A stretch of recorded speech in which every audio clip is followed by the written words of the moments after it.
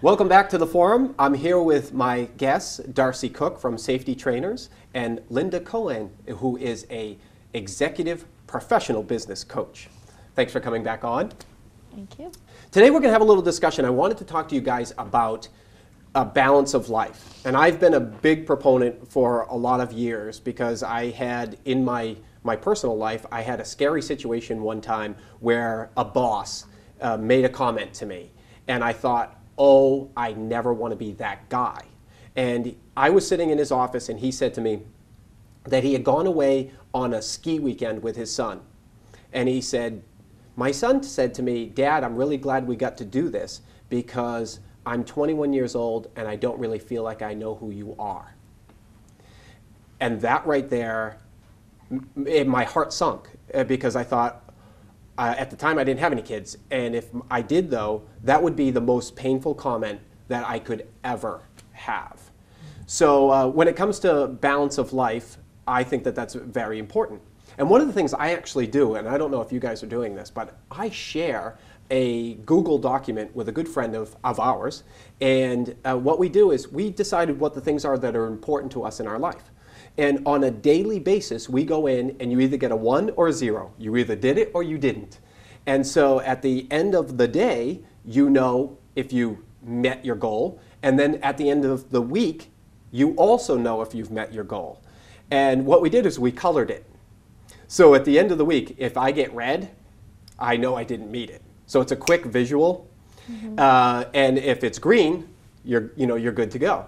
What's funny is my girls, they know that I do this.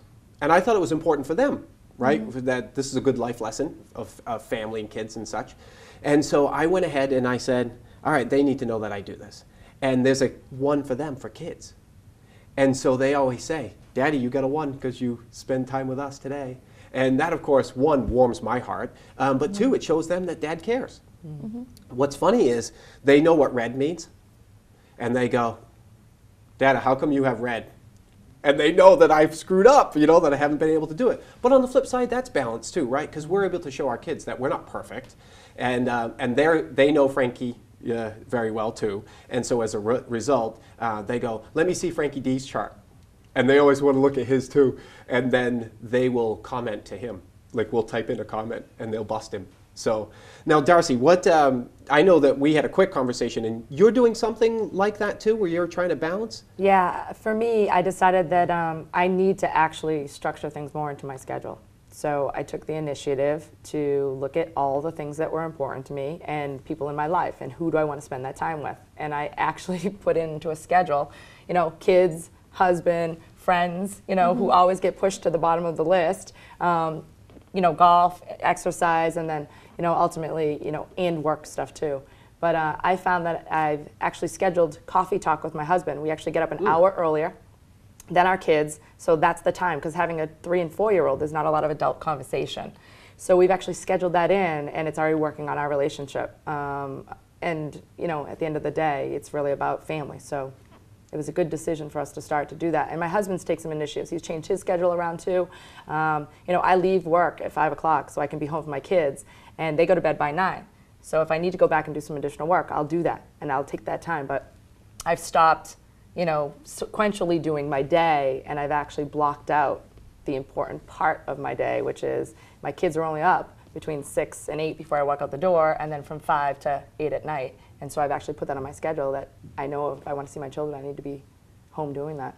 So basically then you're saying the day, there's 24 hours in it. Right. And I need to be able to fit everything in the 24 hours. So you're not necessarily worrying as much though about, I know you have to, when it comes to doing business, you have to do business when people are doing business. Correct. But do you find that also you're able to do some other things, fit other things within then because you scheduled like that? Yeah, actually, I've even put in like buffer time and emergency time for projects and events like into my schedule. So what I've done is I've created daily schedules, which then turn into weekly schedules, which actually work into months and then into 3 months. And I actually you'll find me on Sunday looking at the whole week. So I can evaluate if there's extra time to move something in or if I need to readjust something. Oh, okay. So I'm not doing it, I usually do things on a day-to-day basis. It was bad planning. Now I'm actually looking at things a week in advance or 2 weeks in advance and really planning out that time to look at creating balance. Now, don't get me wrong, I move, you know, when work calls, and Right. you know, you might find yourself shifting away from family or exercise or friends, but then I look to, you know, hopefully regain that someplace along the... In a different place. Yep, in a different place. I think you bring up a good point, because I think that there are always going to be times in our lives where things get out of balance, and if work becomes crazy or if you have family issues, but it's when that balance becomes, you know, out of balance life becomes a way of life that you really have to step back and say, okay, what can I be doing differently to get myself more grounded and get that balance back? And not beat yourself up so much, because, you know, it just happens to all of us at times. But Because balance isn't a straight line. right, exactly. Right. You can't say, okay, well, every day I exercise and every day I do this. Because and life it's at gets that in the time. way. Right. I mean, You that's just can't ridiculous. avoid that. Right. Yeah. Right. I think that's a good way you put it. You say that life is, it's okay for it to be out of balance, but that it's not becoming a way of life. Right. Because that's where the problems start, when we Right. allow just one aspect of our life to kind of take Consume over. us. Yes. Consume us. And then it affects you, whether it's your health or your relationships or your business. It all matters in there. Now, do you have something structured, Linda, that you do? Or Well, I kind of have to, you know, walk the talk, so to speak. That's true. With what I do. So I make it, you know, I schedule in exercise, and I schedule in downtime for myself. Unlike Darcy, at 9 o'clock at night, you won't find me working, because that's not when I think the best. So for me, that's my downtime. You know, after 8 o'clock at night, I pretty much, that's my time. But I've sort of learned how to create a way of life that works for me, including personal time and family and friends and exercise. But then there are times that things just get hectic and crazy, but I know that there's an end in sight. I know that's not how I live my life normally. Sure. Now, do you, I know you work on the weekends, and I certainly work on the weekends too, and I find myself, we find ourselves emailing each other on the weekends every now and then. Do you say no to the weekends? Or? No, I think it depends on what's coming up. If I have a training that I have to do, or I have a client that I have to prepare for, I oftentimes actually on a Sunday afternoon will spend time doing work. But what's nice about that is that I know I don't have to be doing that on a Monday night or a Tuesday night. And so I think it depends on my workload, you know, and what I have coming up. Again, the balance. The balance, Yeah, exactly. as you do it.